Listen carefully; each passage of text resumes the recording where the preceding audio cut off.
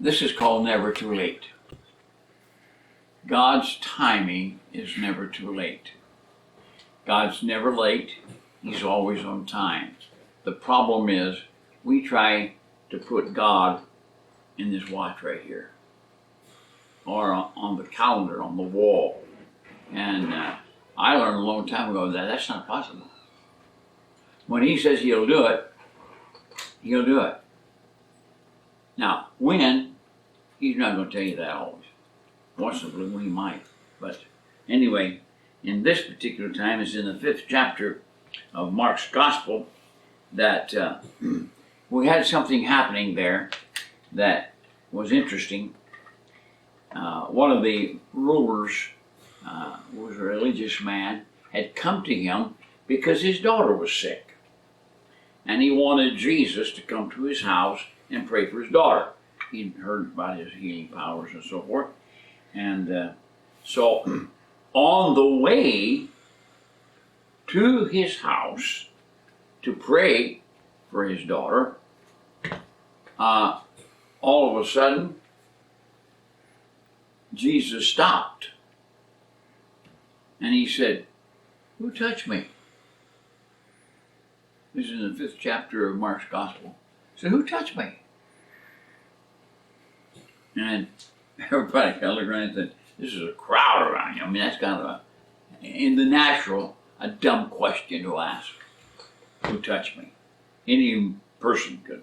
And he said, "No, somebody special touched me." Well, of course, here's Jairus, the ruler, trying to get Jesus to his house to pray for his daughter, and he's thinking, man, she's sick. There are more delays. And he really, I'm being a father, I'm sure that he got a little bit upset and saying, come on, man, give me a break.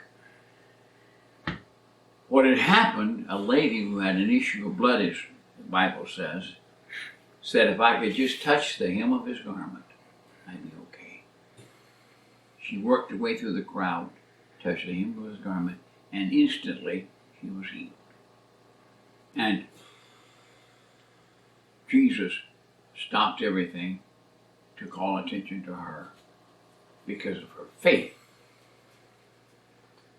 Now, as soon as they started walking again, someone came from Jairus' house and said, "You might as well quit. You're wasting your time bringing Jesus here. Your daughter's already dead.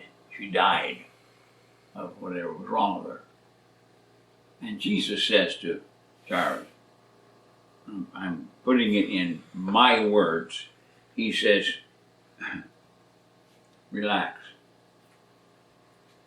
It's never too late.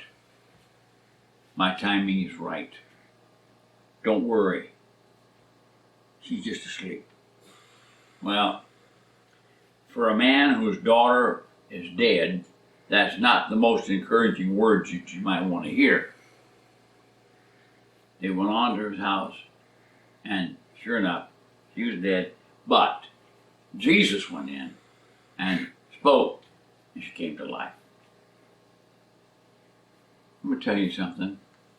I've learned this, I'm still learning it. God knows exactly what he's doing. He's still in control. He's still in charge. I don't know how many times I have proven to myself. I was on my airplane. I was flying into a village called Point Hope, Alaska. It had been a great day. I landed in a town called Kotzebue, about 180 miles away. Gassed the plane up, walked around a little bit, got back in it, and headed for Point Hope.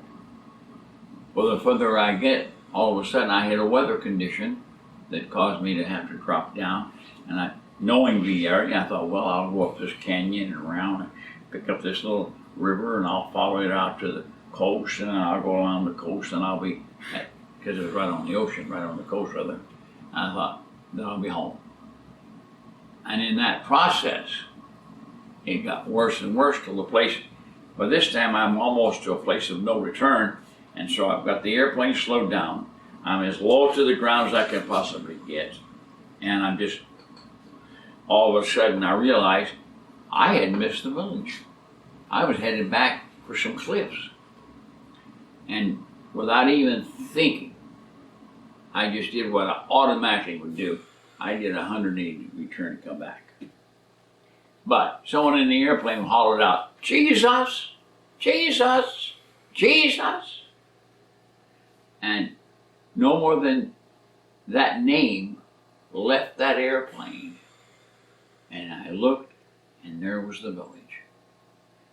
And the way I knew it was the village is we didn't have lights on the airport, but we had taken 55-gallon drums and half buried them all along each side and painted them orange so to mark the airport.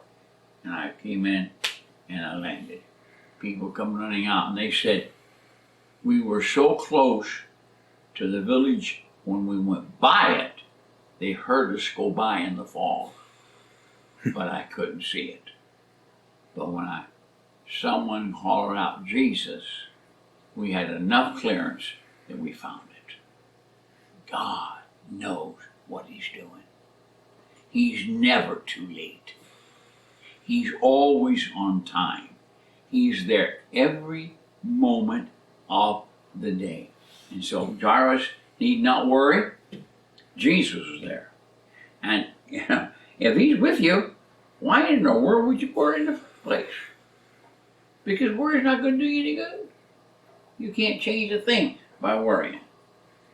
So, in the 5th chapter of Mark, a lady with an issue of blood is healed, a young girl is raised from the dead, and Jesus proved He was on time. He's on time in your life. Let Him, in Jesus' name.